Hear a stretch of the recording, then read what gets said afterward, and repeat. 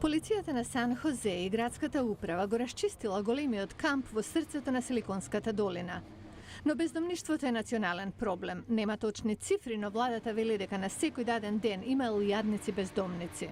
Во Лос Анџелес, работници на групата наречена PATH, кратенка за луѓе кои им помагаат на бездомните, возат по каналите за контрола на поплава и по патиштата, барајки бездомнички кампови. 53-годишната Луси добива вода и храна. Таа вели дека луѓето овде се грижат едни за други. Многумина од нас се групираат двајца по двајца, е полесно.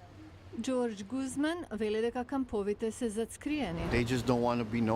Тие не сакаат да бидат забележени, се обидуваат само да преживеат. Градските работници периодично ги чистат грмушките, разоткривајќи ги бездомните кампери. Сара Синделдекер и незиниот сопруг вака живеат 6 години. Некогаш се принудени да заминат, но не одат далеко. Кога ќе ви избркаат, мора да најдете друго место. 6 месеци живееме под телеграфскиот мост и потоа се вративме овде, кога оттаму не избрка, и тие мора да чистат од време на време. Северно, во градот Санта Кларита, бездомникот Майкл Кросби се справува со дожд. Обично е чисто и средено, освен кога има невреме, како сега. Цела ноќ се обидував да спасам што можам и да останам сув. Блиската река, кога е надојдена, е закана за нивната својна. Уште малку да надојде, се ќе однесе. Кросби е безбеден за наредните неколку месеци. Има полски кревет, оброци и покрив во зимското засолниште на групата Мост до дома.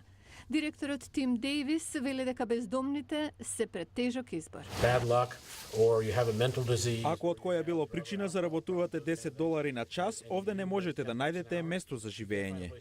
Дейвис планира да ги употреби овие згради за транзиционо домување кога нема да се користат за засолниште во итни случаи. И други социјални агенции се обидуваат да помогнат, но за многумина бездомничките кампови се најблиското до дом.